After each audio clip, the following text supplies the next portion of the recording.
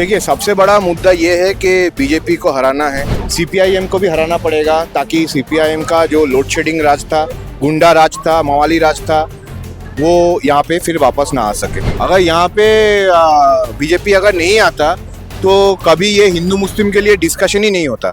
हम लोग मौजूद है हुगली जिले की उत्तरपाड़ा विधानसभा क्षेत्र में और टीएमसी से उम्मीदवार है शीर्षनु बनर्जी। हम लोग उनसे बात करेंगे और जानने की कोशिश करेंगे 2026 का जो विधानसभा चुनाव है इनमें क्या होगा।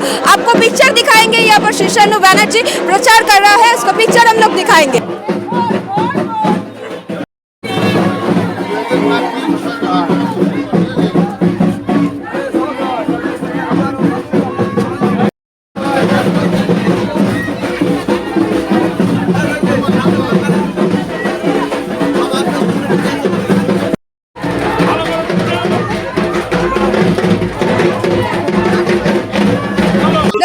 Congratulations, you are first time contesting from this constituency। तो पहली बात तो क्या बोलना है आपको, क्योंकि मीनाक्षी मुखर्जी बहुत जोर से प्रचार कर रही है और अगली तरफ है बीजेपी से दीपांजन, तो क्या बोलना चाहिए?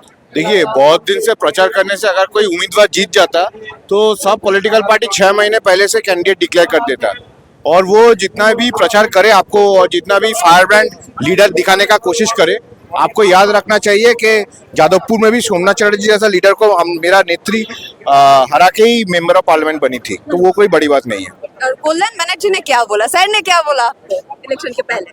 इलेक्शन के पहले मतलब अभी तो बोला दिमाग ठंडा रख के काम करो, अपना हेल्थ ठीक रखो, गर्मी है यहाँ पे। बाकी इलेक्शन का स्ट्रेटेजी करने के लिए यहाँ पे और भी सीनियर लीडर्स है, चेयरमैन है, दोनों म्यूनिसिपैलिटी का चेयरमैन है, प्रधान है, उप प्रधान है, वाइस चेयरमैन है, इतना काउंसिलर्स है, मेंबर्स है, पार्टी का इतना पोस्ट होल्डर्स है, सब लोग मिलकर स्ट्रेटेजी बना रहे हैं। तो आपको क्या लगता है 2026 का विधानसभा चुनाव का मुद्दा क्या होने वाला? देखिए, सबसे बड़ा मुद्दा ये है कि बीजेपी को हराना है, क्योंकि वो एक सांप्रदायिक शक्ति है, नंबर 1। नंबर 2, असंवैधानिक पार्टी है। ये लोग कोशिश कर रहे हैं कि लोगों का जो वोटिंग राइट है, जेन्युइन वोटर्स का वोटिंग राइट ले लेने की कोशिश कर रहे हैं, तो इन लोगों को हराना फर्स्ट पार्ट है। उत्तरपाड़ा सीट में जो स्पेशलिटी है, यहाँ पे हमको सीपीआईएम को भी हराना पड़ेगा ताकि सीपीआईएम का जो लोड शेडिंग राज था, गुंडा राज था, मवाली राज था, वो यहाँ पे फिर वापस ना आ सके। पता था ये कॉन्स्टिट्यूंसी कितना टफ है आपके लिए, आपको क्या लगता है? मैं तो 17 साल से आता जाता रहता हूँ, यहाँ पे इतना इलेक्शन कर चुका हूँ, दूसरों के लिए वोट मांग चुका हूँ, तो टफ मतलब सबके पास पहुँचना यही सबसे बड़ा चैलेंज है।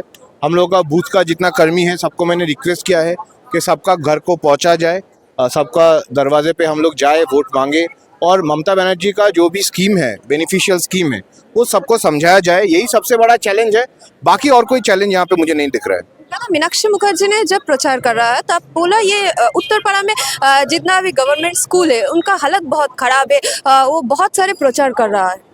बिल्कुल ही नहीं। आप अगर देखेंगे कोई स्कूल में, आप रिव्यू करेंगे तो यहाँ पे इंफ्रास्ट्रक्चर अच्छा है, पर अच्छा है मतलब ये नहीं है कि और अच्छा नहीं किया जा सकता है।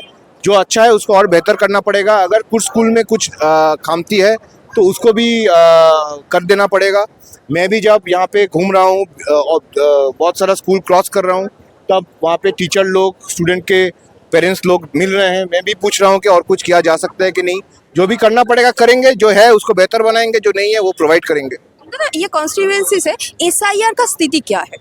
देखिए, ऑलमोस्ट 30,000 नेम डिलीट हो गए हैं और फाइनल लिस्ट तक 32 तक होना चाहिए अप्रॉक्सीमेटली, और बहुत सारा जेन्युइन वोटर्स का नाम बाद हो चुका है और हम लोग मूव करेंगे, ट्राइब्यूनल कॉन्स्टिट्यूट हो जाए। अभी तो कलकत्ता के लिए सिर्फ कॉन्स्टिट्यूट हुआ है, हुगली के लिए भी कॉन्स्टिट्यूट हो जाएगा ट्राइब्यूनल, तो हम लोग वहाँ पे भी मूव करेंगे जिन जेन्युइन वोटर्स का नाम निकाला गया है उन लोगों के लिए।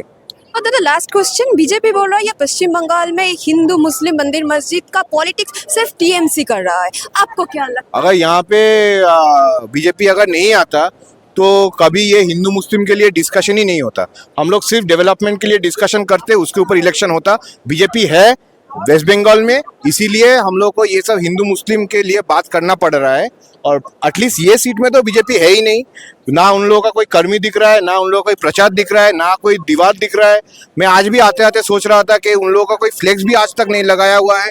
तो मुझे लगता है यहाँ पे बीजेपी ने सीपीएम के साथ सेटिंग कर लिया है। मतलब सिर्फ ओपोनेंट सीपीआईएम।